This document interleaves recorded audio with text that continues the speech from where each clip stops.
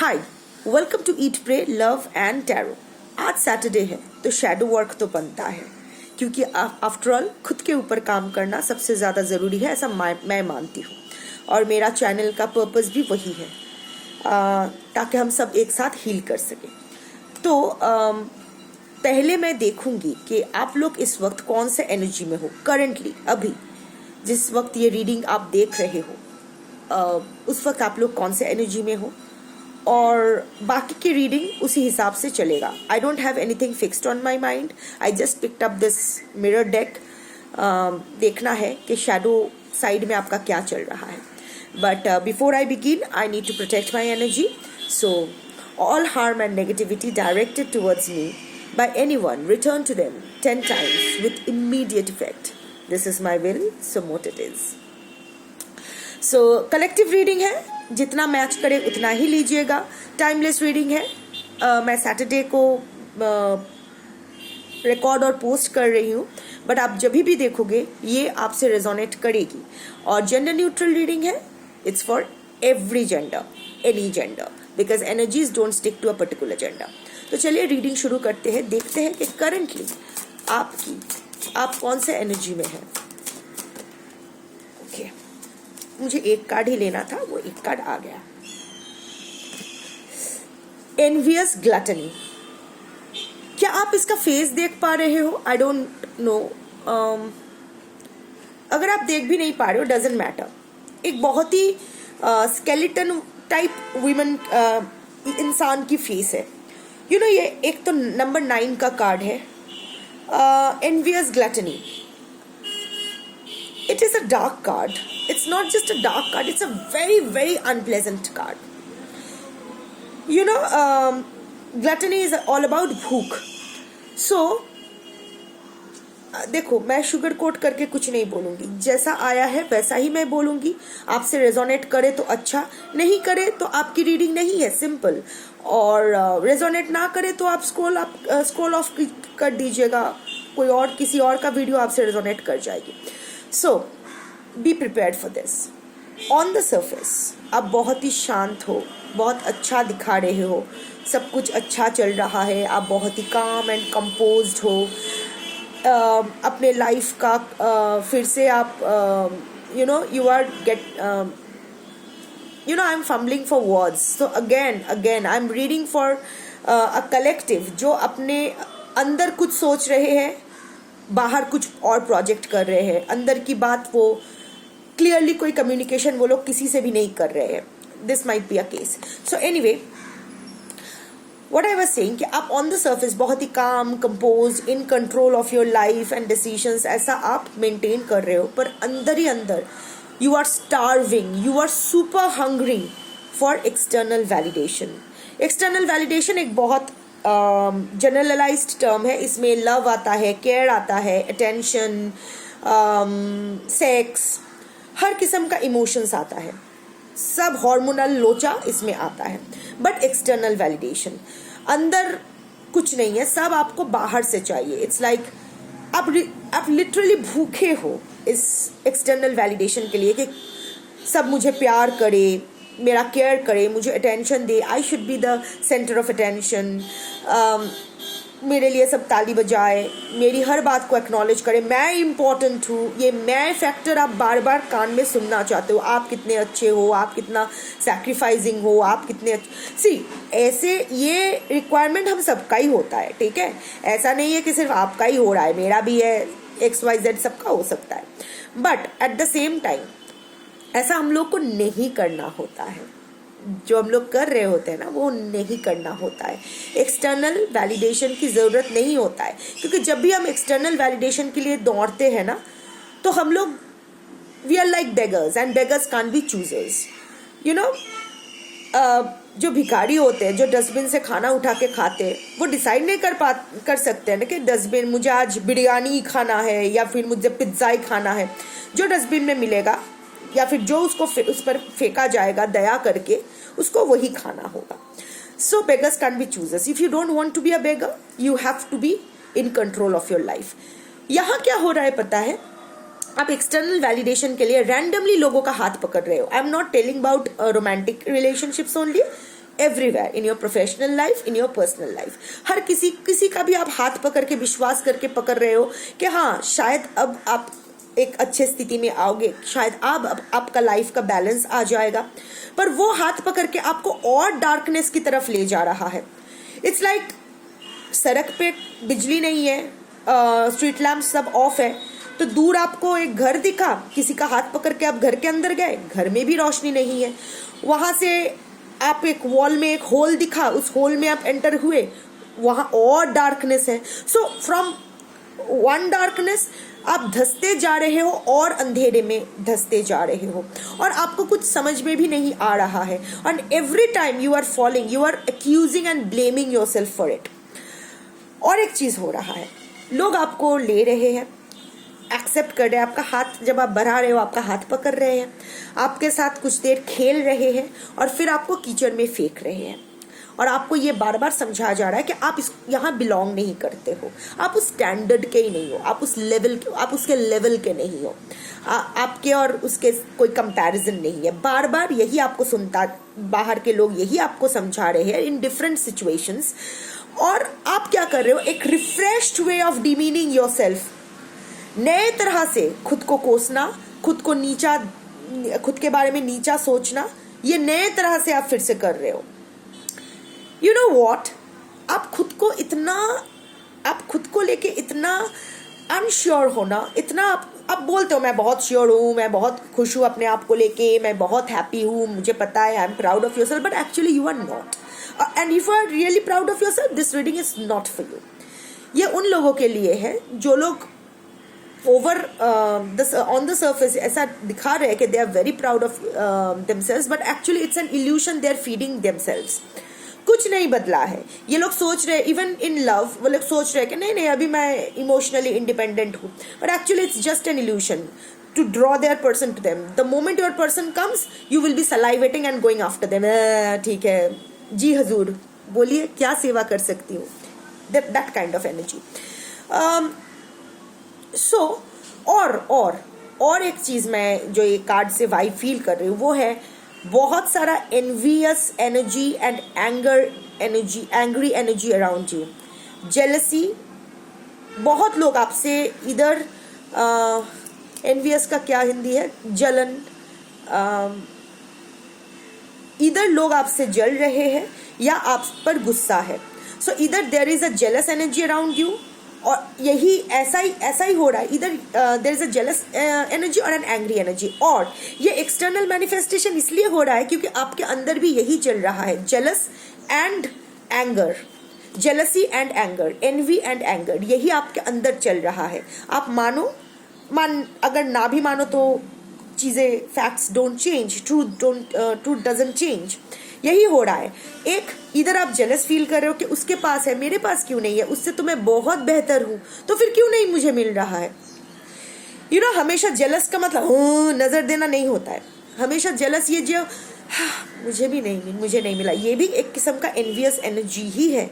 या फिर आप बहुत गुस्सा कर रहे हो, बहुत एंग्री एनर्जी, खुद के ऊपर गुस्सा, चारों लोगों के ऊपर गुस्सा के क्या हो रहा है मेरे साथ, you no.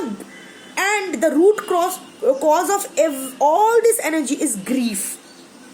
Grief has 5 points. सबसे पहले वो होता है डिनायल, हम लोग मानना नहीं चाहते कि हमारे साथ इतना गलत हो गया है, नहीं उसकी कोई मजबूरी होगी, ऐसा नहीं हो सकता है, टेम्पररी होगा। देन कम्स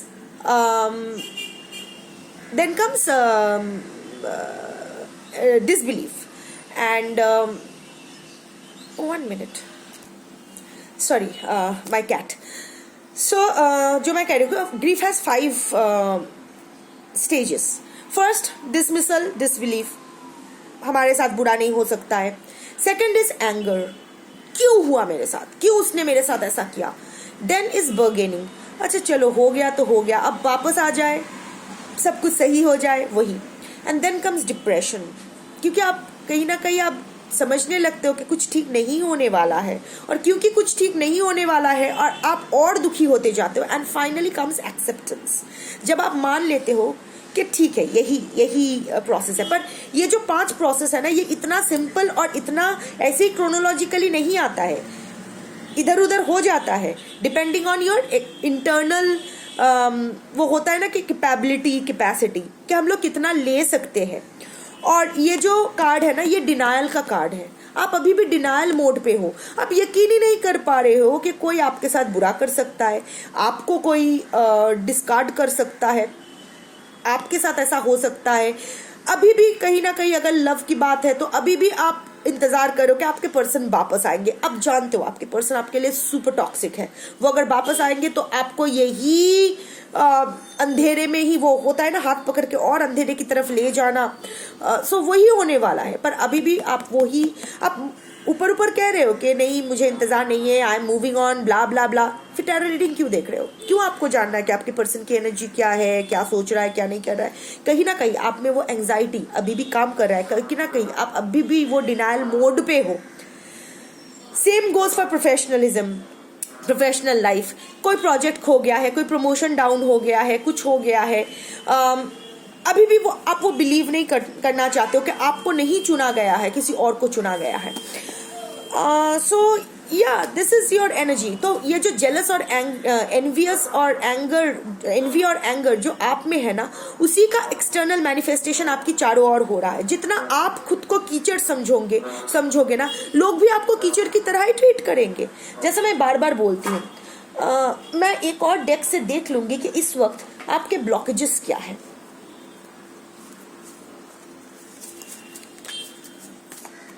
ओके, देख लेते हैं कि इस वक्त आपके ब्लॉकेजेस क्या है। एक मिनट, माइक तो जानना था टेना देवे माइक। यहाँ एक किड्स कार्निवल हो रहा है, तो ये लोग फिर से माइक चालू कर दिए हैं। It becomes very annoying, but ठीक है। मेरे घर के सामने 3 माइक्स लगा दिए गए हैं। ओके,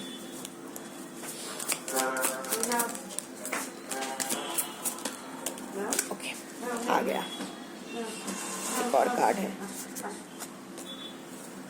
मामा नेमे आए, मैं नेमे एसो, মামা নেমে এসো, নাহলে বন্ধ না করলে আওয়াজ আসবে। মামা আমি রিডিং করছি তো, মামা নেমে এসো। আচ্ছা এসো, শোনা মা আমার, এসো এসো, বসো বসो, मियाओ। ओके, सो 3 कार्ड्स आए हैं। सबसे पहले आया है not compatible. You don't really believe there is a match for you, have an open mind. Again, I think आप अपने आप को कहीं ना कहीं तो ओवर एस्टिमेट करते हो। See, self love is not something, it's not something like, it's not a fantasy. खुद को ओवर इवेल्युएट करना is not self love. Self love is knowing what you can do, what you can't. आप 1 to 10 में कहाँ आते हो। Self love is knowing your limitations, your drawbacks, and it's knowing about your plus and your minuses. सो आपको हमेशा लगता है कि कहीं ना कहीं आप अगर किसी के लिए अच्छा भी करते हो तो कहीं ना कहीं आपको लगता है कि वो आपसे कहीं ना कहीं तो छोटा ही है, आप दया कर रहे हो। You are an empath, which you are, but you are over, or maybe you are not, given it's a collective reading. So आपको हम जितना भी आप करो, आप इस माइंडसेट को लेके करते हो कि आप ऊपर हो और वो थोड़ा सा भी हो पर आपसे नीचे है। तो किसी का आप इतना उपकार किए हो, उसके बदले वो आपके साथ ऐसा कैसे कर सकता है? कहीं ना कहीं आपके सबकॉन्शियस या अनकॉन्शियस माइंड में ये चलता रहता है। Not talking, you are not communicating your needs clearly. You need to discuss how you feel. I told you in the beginning of my reading that I'm fumbling, my throat chakra is getting blocked, और अभी भी इतने सारे distractions, I'm still fumbling in the middle of my readings, जो generally नहीं होता है। तो yes, आपके throat chakra तो blocked है, आप clearly communicate नहीं कर पा रहे हो कि आप अंदर क्या फील कर।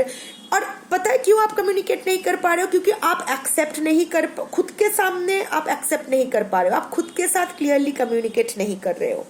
यू नो, सबसे इंपॉर्टेंट होता है खुद के साथ बात करना। दिन में एटलीस्ट 5 मिनट आपको खुद के साथ बात करना होता है।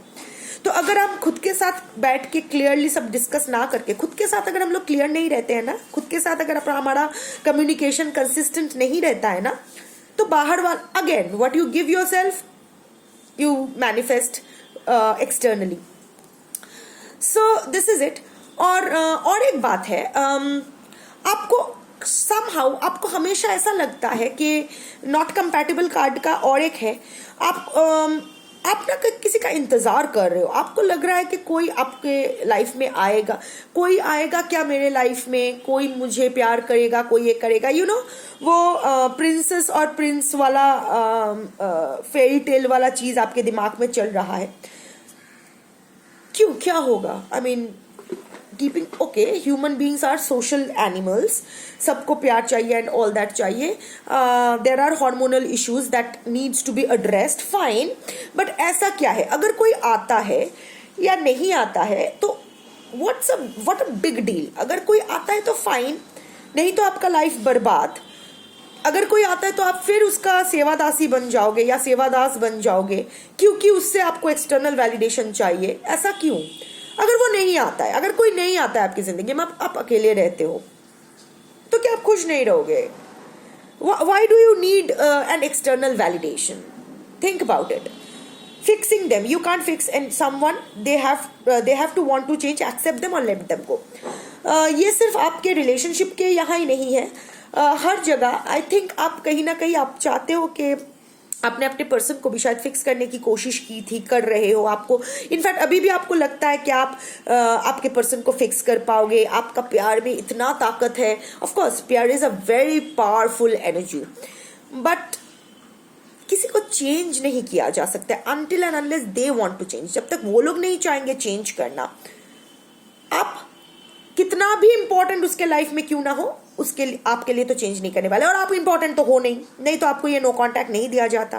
तो अगर वो इंसान अभी जिसके साथ है उसके लिए खुद को चेंज नहीं कर रहा है या कर रही है, तो आपके लिए कहां से करेगा? और ये सोचना भी स्टुपिडिटी है, यू नो, कि मैं इसको फिक्स कर दूंगी। आप प्लम्बर हो, इलेक्ट्रिशियन हो, क्या हो आप, तो कभी कभी प्लम्बर और इलेक्ट्रिशियन भी सब कुछ फिक्स नहीं कर पाते हैं, अनलेस इट्स अ पॉन्ड। सो तो फिक्स करने की कोशिश मत करो। अगर उसको उसके सारे फ्लॉज, उसके सारे अफेयर्स, ये वो, या फिर जो सिचुएशन में जो भी ऑब्स्टेकल्स है उसके हिसाब से खुद के पर्सनल वैल्यूज के साथ कॉम्प्रोमाइज करके, खुद का मन मार के, खुद को रामू काका बना के अगर उसके लाइफ में फिक्स कर सकते हो तो fine, otherwise let them go. You know, आपने सब खून भरी मांग देखे होंगे। सो खून भरी मांग में सबसे जो लेसन देने वाला कैरेक्टर है वो रामू काका का है मेरे लिए। Just think about it. ये रामू काका जो प्रोटैगनिस्ट थे, आरती / ज्योति वड़ेवर, उसके बाप का वफादार था, वहां सर्विस करता था, फिर ज्योति / आरती का काम करता था, फिर उसके बच्चे का काम करता था, और फिर उसके जो पति, उसका गर्लफ्रेंड, उसकी मामा, सबका काम करता था, ओनली टू बी धक्का मारोड from the stairs and die. क्यों? क्योंकि वो अपना काम करता था? नहीं, इसलिए उसको मरना पड़ा क्योंकि वो इमोशनली अटैच्ड हो गया था, ओवरडू कर रहा था। वो उसका काम नहीं था, यू नो, वो एक्स्ट्रा करना उसका काम नहीं था। वो नौकर है तो बस नौकरगिरी करके उसको तनख्वाह लेके चला जाना था। हाँ, वफादार रहना था, चोरी चकोरी नहीं करना था, पर हर चीज में अपना टांग अड़ाना, अपना नाक घुसाना, क्या सही है क्या गलत है, इसमें नहीं जाना था। जो हर चीज में क्या बातें चल रही है, क्या हो रहा है, ये सब नहीं करना था उसको। सिमिलरली तो Ramu Kaka is a lesson to be learned कि इधर अगर किसी के लाइफ में आपको रामू काका बन के रहना है तो आंख कान बंद करके एकदम नौकर बन के रहो, नहीं तो वहां से कट लियो या फिर उनको जाने दो, नहीं तो आप मरोगे, दैट्स फॉर श्योर। चलिए देख लेते हैं कि अभी और एक बात है इमोशनल इंडिपेंडेंस। जब आप किसी और के ऊपर डिपेंडेंट नहीं रहते हो, आपके खुशी के लिए, आपके देखभाल के लिए, आपके टेक केयर करने के लिए, आपको संतुष्टि फील करवाने के लिए, that is super sexy and that makes you attractive to everyone around you including your person. पता है क्यों? क्योंकि वो ना दूसरों के ऊपर से प्रेशर चला जाता है कि जैसे उसकी खुशी मेरी जिम्मेदारी नहीं, किसी की खुशी मेरी जिम्मेदारी या मेरी खुशी किसी की जिम्मेदारी नहीं है। जब इस पॉइंट पे आप रीच कर जाओ ना तो दैट बिकम्स वेरी अट्रैक्टिव। चलिए देख लेते हैं कि अभी यूनिवर्स का क्या मैसेज है आपके लिए। मैं जस्ट 3 कार्ड्स लूंगी, ये और एक थर्ड डेक है।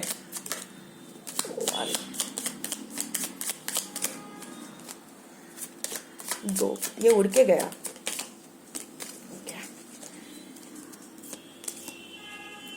दो हेल्थ कार्ड आया है, फिजिकल एंड मेंटल हेल्थ, और एक मेंटल हेल्थ का कार्ड आया है। I just burn out. इस वक्त आप टोटली एग्जॉस्टेड हो। जो आपने हार्डवर्क किया है, जिस चीज पर भी किया है, उसका रिजल्ट आपको मिलने वाला है बहुत जल्द। बट अभी आपको अपने सेहत की तरफ ध्यान देना चाहिए। आपको डॉक्टर के साथ कंसल्ट करना, इनफैक्ट आपको एक थरो चेकअप के लिए जाना है। यूनिवर्स चाहते हैं कि आप डॉक्टर से मिलो, एक थरो चेकअप करो, स्पेशली डेंटिस्ट। दांत रिलेटेड अगर कुछ प्रॉब्लम आपको हो रहा है या हो सकता है, specially go and meet a dentist, go for a full body checkup and go and maintain a healthy lifestyle. अभी आप ठीक तरह से खाना पीना जो भी है ठीक तरह से नहीं कर रहे हो, एक हाइजीन मेंटेन नहीं कर रहे हो अपनी लाइफ का, और अगर कर रहे हो तो again another confirmation, this reading is not for you. Health, again health card आया है, and excellent time to start. Okay, exercise करो, और अपने एक्सरसाइज प्रोग्राम और डाइट पे ध्यान दो। आई टोल्ड यू ना, लास्ट कार्ड में भी यही आया था। डाइट आप ठीक से नहीं कर रहे हो, एक्सरसाइज आप बॉडी के जो एक्टिविटी, जो हर हार्मोन लेवल्स को बैलेंस करने के लिए, जो भी तो ओवरऑल वेलबींग के लिए जो एक्टिविटीज जरूरत है वो नहीं कर रहे हो। ये करो, घर से बाहर निकलो, ये सब करो। और कुछ नए फ्रेंडशिप्स आपके लाइफ में आने वाले हैं। फ्रेंडशिप्स, हाँ, ऐसा मत सोचो कि बहुत सारे लोग हमें प्रपोज करने वाले, ऐसा नहीं है। Friendships, pure happy friendships and reflection. Again friendship का कार्ड है। कुछ रिलेशनशिप, कुछ फ्रेंडशिप बहुत जल्द आपके लाइफ में खत्म होने वाले हैं। कुछ फ्रेंडशिप एक नए मोड पे ब्लॉसम आउट करने वाले हैं, लाइक एक नेक्स्ट लेवल पे जाने वाले हैं और बहुत ही स्ट्रांग होने वाले हैं। जो आपके लिए सही होगा यूनिवर्स वही करेंगे।